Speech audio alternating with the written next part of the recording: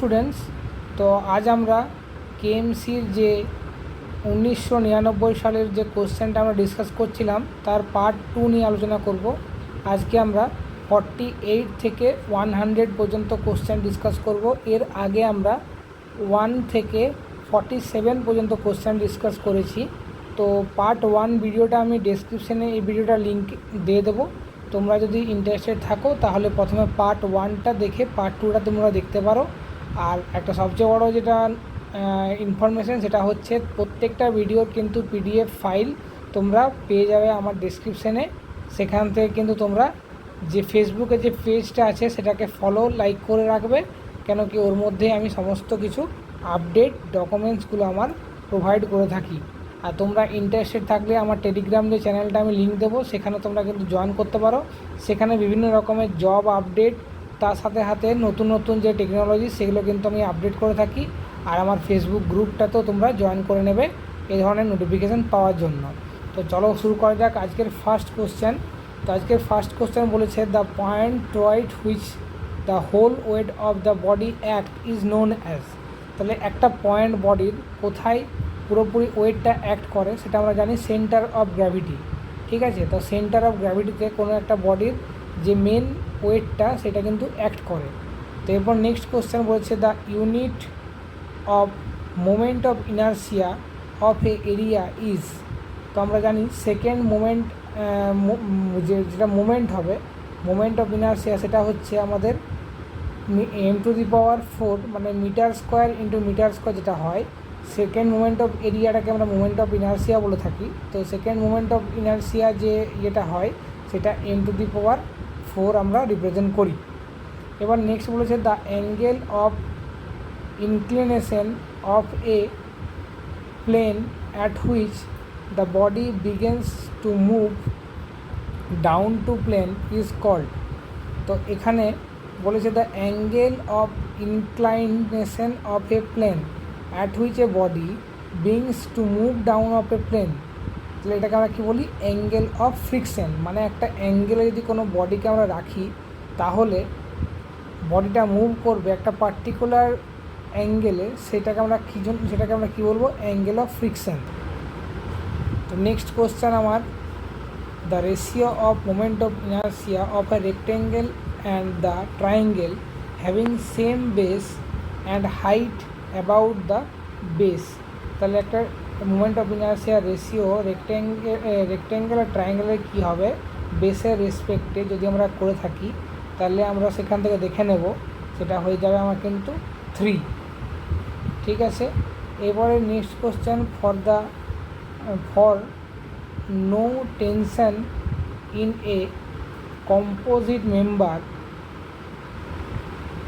compression member the maximum eccentricity permitted along the axis is। এটা question কিন্তু খুব important, এটা হচ্ছে d/6 হয়ে যাবে। এবার নেক্সট কোশ্চেন হচ্ছে বলেছে both bending moment and shear force is maximum at the section in case of. তো both bending moment and shear force is maximum in case of cantilever beam. এটা কিন্তু খুব ইম্পর্টেন্ট কোশ্চেন। নেক্সট কোশ্চেনটা কিন্তু খুবই পরীক্ষাতে পড়ে, যেটা হচ্ছে Hooke's law is valid up to. তো এটা আমাদের প্রপোর্শনাল লিমিট বা ইলাস্টিক লিমিট যেটা আমরা বলে থাকি সেটা পর্যন্ত কিন্তু হুকস লটা ভ্যালিড থাকে। পরে নেক্সট কোশ্চেন হচ্ছে if deformation is prevented the temperature stress develop due to rise of temperature is. এই কোশ্চেনের মানে কি? যদি ডিফরমেশনটাকে বাধা দেওয়া হয়, প্রিভেন্ট মানে বাধা দেওয়া হয়, সেক্ষেত্রে টেম্পারেচার যদি বাড়ানো হয় তাহলে বস্তুর ওপর কী ধরনের এফেক্ট পড়বে। তো এটা একটা আমাদের সোমের কোশ্চেন, খুব ইম্পর্টেন্ট এবং খুব কনসেপচুয়াল কোশ্চেন। তো আমরা জানি যদি যা থার্মাল কোফিসিয়েন্ট বেশি তার ক্ষেত্রে টেম্পারেচার বাড়ালে সেটা কী হবে? সেটা এক্সপান্ড করে। তো এক্সপান্ড করে বলতে সেটা আমরা বলে থাকি টেনশনে যায়। আর যা থার্মাল কোফিসিয়েন্ট কম সেটা আমাদের টেম্পারেচার বাড়ালে সেটা আমাদের কম্প্রেশনে আসে।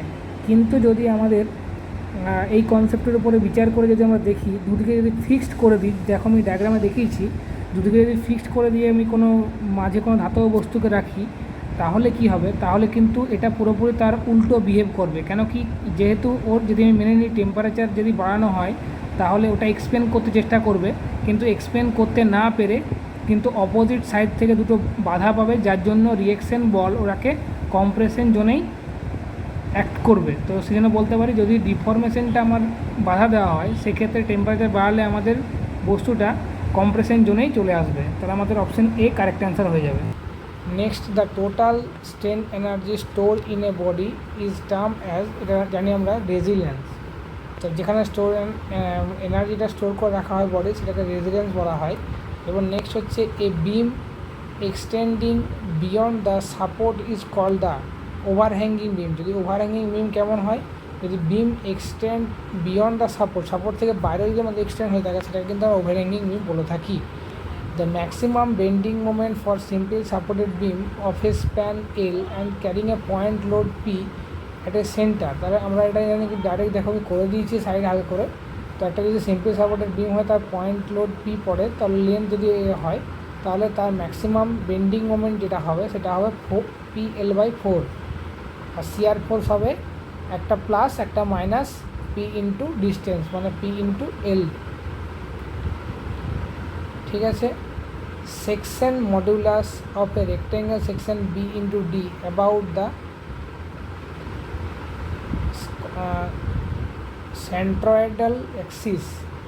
তো এটা আমরা সবাই জানি যে মোমেন্ট অফ ইনার্সিয়া যদি আমাদের হয়ে থাকে সেটা হচ্ছে b d cube by 12, I equals to b d cube by 12। আর এখানে সেন্ট্রয়েড অ্যাক্সিস বলেছে তার মানে y equals to d by 2।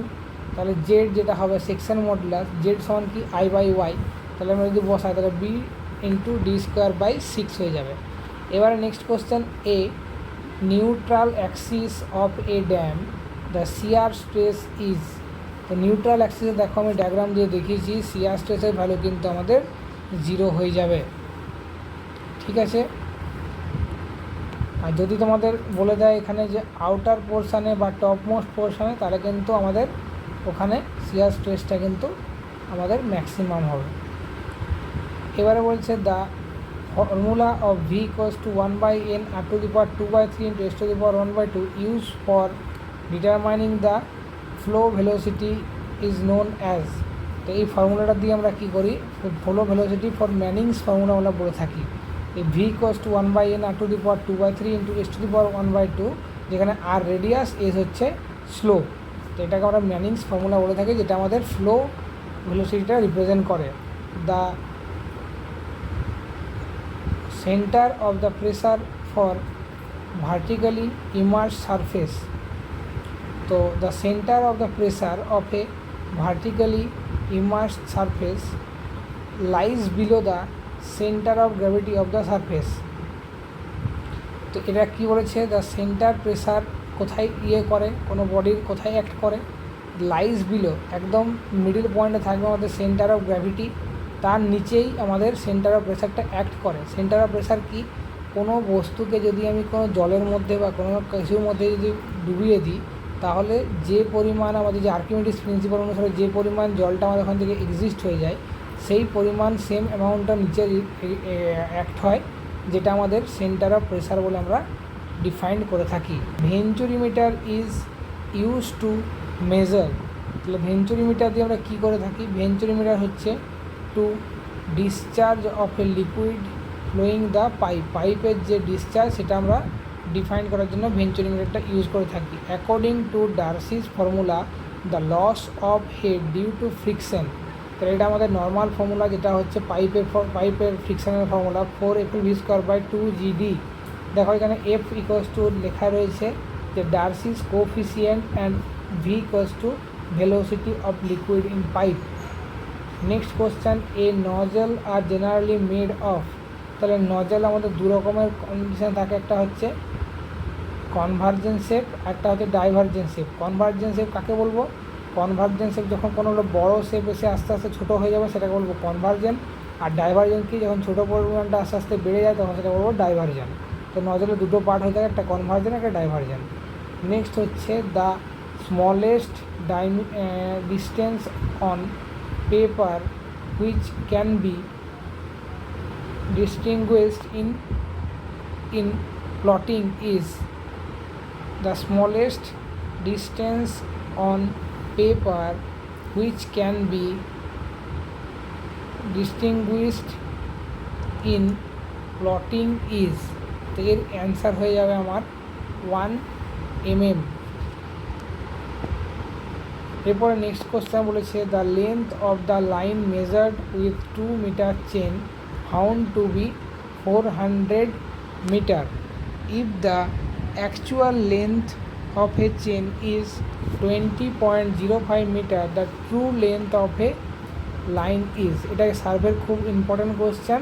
তো এটার ফর্মুলা কি, এটা হচ্ছে আমাদের actual length measure length by actual length into measure value. তাহলে আমাদের যেটা 20 মিটারের চেন ছিল সেটা পরবর্তীকালে দেখা গেছে 20.05 হয়ে গেছে, তাহলে আমাদের এখন ভ্যালুটা হচ্ছে 20.05, যেটা মেজার ভ্যালু ডিভাইডেড বাই আগের ভ্যালুটা কত 20 ইন্টু যে আমাদের লেন্থে এসছে ফাউন্ড করা সেটা হচ্ছে 400। তাহলে এটা দিয়ে করে দিলে আমাদের মোটামুটি 401 আমাদের মিটার কিন্তু অ্যান্সার চলে আসছে।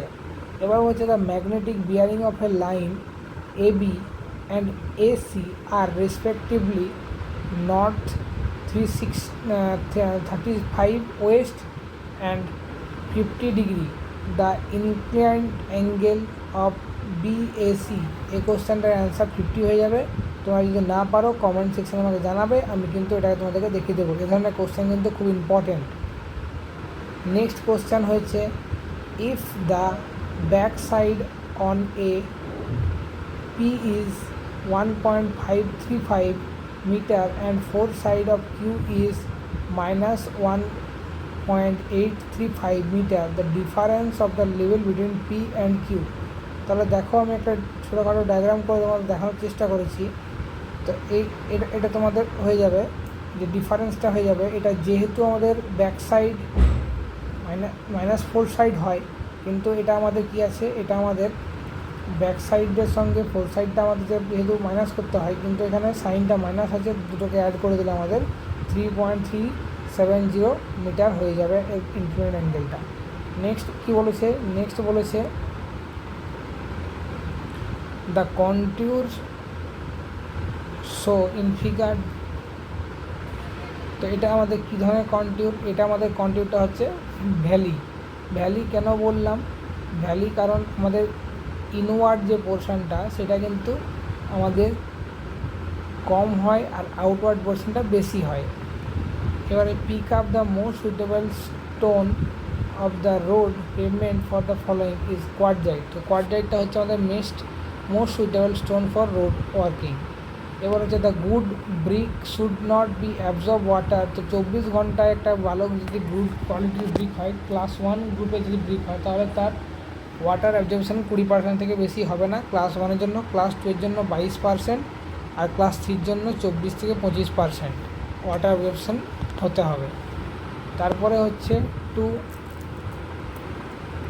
Two retard the setting time of Portland cement the compound added at the least stage of the friction. তো জিপসাম যদি আমরা কোনো ইয়ের মধ্যে মিশিয়ে দিই, সিমেন্টের মধ্যে মিশিয়ে দিই, তাহলে কিন্তু সেটা রিটার্ড করে দেয়, সেটিং টাইমটাকে কমিয়ে দেয়। এছাড়া জিপসাম ছাড়াও আমরা সুগার মেশাতে পারি, তাহলেও কিন্তু সেম পরিমাণ হয়। আর ক্যালসিয়াম কার্বাইড যেটা হয় সেটা কিন্তু সেটিং টাইমটাকে বাড়িয়ে দেয়। ক্যালসিয়াম কার্বাইড যেটা হয়, যে আমরা জিপসাম বলে থাকি। Next question the retard the setting time of Portland cement the compound added at the last stage of the friction is gypsum. তো জিপসাম যদি অ্যাড করা হয় তাহলে সেটিং টাইমটাকে রিডিউস করানো যায়। এবার next question the liquid medium such as oil paint is linseed oil. The liquid medium used in oil paint is called linseed oil. The commonly used lime in whitewashing is fat lime. এই কোশ্চেন কিন্তু খুব important, অনেক জায়গায় এসেওছে। Next হচ্ছে the self bearing capacity of soil weighting is এত 1600 KG per metre cube is 16 ton per square meter. If the angle of repose is 30 degree, the depth of the foundation required is, তো এর অ্যান্সারটা হবে 110 centimetre. যদি তোমরা না পারো তারা কমেন্ট করে জানাবে, আমি এটা কিন্তু প্রোভাইড করে দেবো। নেক্সট কোশ্চেন বলেছে the relationship between the void ratio and porosity. আমরা জানি n equals to e divided by 1 plus e, তাহলে এখানে অপশান সি আমার কারেক্ট অ্যান্সার হয়ে যাবে। The coefficient of the active earth pressure is 1 minus sine theta divided by 1 plus sine theta. প্যাসিভের ক্ষেত্রে কী হবে 1 plus sine theta by 1 minus sine theta, ঠিক আছে। এটা এখানে বলেছে অ্যাক্টিভ, তাহলে 1 minus sine theta by 1 plus cos 1 plus sine theta হয়ে যাবে। এবার হচ্ছে compaction of soil is measured by dry density. তাহলে কম্প্যাকশন করে সয়েলে কী করা যায়, ড্রাই ডেন্সিটি ডিফাইন করা হয়। The shear strength of a soil is determined by, তো এটা হচ্ছে শিয়ার স্ট্রেংথটা কী দিয়ে সয়েল ডিটারমাইন করা হয়, এটা হচ্ছে কুলম্বস ল দিয়ে ডিফাইন করা হয়। The section in which contract is not fully stress to its permissible value where the stress in steel reach the maximum value is called the under enforcement section. under enforcement over enforcement কখন বলবো, যখন কোনো একটা স্ট্রাকচারের under enforcement মানে কী হবে, under মানে প্রথমে আমাদের কংক্রিটটা ফেলিওর হবে তারপরে স্টিলটা ফেলিওর হবে, কিন্তু ওভার এনফোর্সমেন্টের ক্ষেত্রে উল্টো হবে, প্রথমে স্টিল ফেলিওর হবে তারপরে কংক্রিট ফেলিওর হবে। নর্মালি যে বেসিক্যালি বিল্ডিংয়ে বানানো হয় সেগুলো কিন্তু সবই আমাদের under enforcement concrete. The analysis of slab spacing in one direction is done by assume it to be beam of any of those above. The footing which support two or more columns is called the combined footing. Next question, the designing of waste slab, the span is taken into West slab কি, কোনো যখন আমরা stair case বা সিঁড়ি যেটা পড়ি, সিঁড়ির যে আমাদের রাইজার ট্রেডগুলো থাকে তার নিচে যে আমাদের একটা ফ্ল্যাট সারফেস করা হয় সেটাকেই কিন্তু আমরা বলি ওয়েস্ট স্ল্যাব। দেখো আমি দেখিয়ে দিয়েছি ওয়েস্ট স্ল্যাব বলতে কী বোঝানো পারো। নেক্সট কোশ্চেন আমরা দেখে নিই। According to IS 800-1984 the permissible shear stress in river is 100 Newton per millimeter square. Next question, IRC recommendation for the camber on waterborne macadam road. তো ক্যাম্বার হচ্ছে 1 in 32, 1 in 48, তাহলে এখানে আমাদের 1 in 48 অপশান রয়েছে, option D আমার correct answer হয়ে যাবে। The maximum amount of super elevation is given by BQ divided by 127 into R, যেখানে ভি হচ্ছে speed of the vehicle, R হচ্ছে radius. The value of the ruling gradient in plain as recommended by IRC is 1/30. The waterborne macadam road in a example of flexible pavement যেটা হবে সেটা ওয়াটারবোর্ন macadam দিয়ে আমরা করা হয়। এখানে কিন্তু পেমেন্ট অনেক রকমের হতে পারে, তার মধ্যে বেসিক্যালি দুটো পেমেন্ট আমরা পড়ে থাকি, সেটা হচ্ছে রিজিড পেমেন্ট, একটা হচ্ছে ফ্লেক্সিবল পেমেন্ট। বিটুমিনাস যে রোডগুলো হয় সেগুলো সবই ফ্লেক্সিবল পেমেন্ট, আর PQC DLC যে রোডগুলো হয় সেগুলো আমাদের সব রিজিড পেমেন্ট। এবার next question, when a rising gradient meet at horizontal plane the curve provided as summit curve. তো সামিট কার্ভ যখন কখনো হরাইজেন্টাল প্লেনের সঙ্গে যখন কার্ভটা প্রোভাইড করা হবে তখন সেটাকে সামিট কার্ভ বলা হয়। ট্রানজিশন কার্ভ কোথায় বলা হয়, যখন স্ট্রেট লাইন থেকে কার্ভেচার প্লেনে কোনো জিনিসকে প্রোভাইড করা তখন সেখানে আমরা ট্রানজিশন কার্ভটা প্রোভাইড করে থাকি। এবার হচ্ছে negative super elevation is generally provided when a turn out origin from the negative super elevation কি, যখন আমাদের কার্ভ হয় সে কার্ভের ক্ষেত্রে তোমরা দেখবে নিচে যেটা ইনওয়ার্ড ডাইরেকশনের যে হুইলটা সেদিকের লাইনটা একটু ডাউনওয়ার্ড থাকে, আউটওয়ার্ডের দিকটা ওপর থাকে, কিন্তু যখন কোনো চ্যানেলে আমরা একটা লাইন থেকে লাইনে রাস্তাটা চেঞ্জ হয় সেই ক্ষেত্রে কিন্তু ঘটনাটা উল্টো হয়ে যায়। তো সেই জন্যে আমরা এটাকে বলি যে নেগেটিভ স্ক্রিন ফ্রিকশন, যেটাকে আমরা কিউ ইকুয়ালস টু G(v²/127) আমাদের ডিফাইন করে থাকি ব্রড গেজ, ন্যারো গেজ আর মিটার গেজের জন্য। তো এর অ্যান্সার হয়ে যাবে a curve track is opposite direction. The Indian Railway, the width of broad gauge width কত 1.676 মিটার, ব্রড গেজ হচ্ছে 1.676 মিটার, মিটার গেজ হচ্ছে 1.067 মিটার, আর যে metre gauge narrow gauge 0.762 metre, standard gauge হচ্ছে 1.435 মিটার। দিল্লিতে যে গেজটা ইউজ করা হয় সেটা কিন্তু স্ট্যান্ডার্ড ব্রড গেজ। এরপরে নেক্সট কোশ্চেন আমরা ডিসকাস করব, the wheel of rail motion is conned at a slope of 1/30 না 1/20। এটা কমেন্ট সেকশানে তোমরা অবশ্যই জানাবে, এই কোশ্চেনটা আমাকে তোমরা কমেন্ট করে জানাবে। এবার next question, CST9 sleeper is a combination of pile, plot and box sleeper। ঠিক আছে, creeping of rail can be checked by using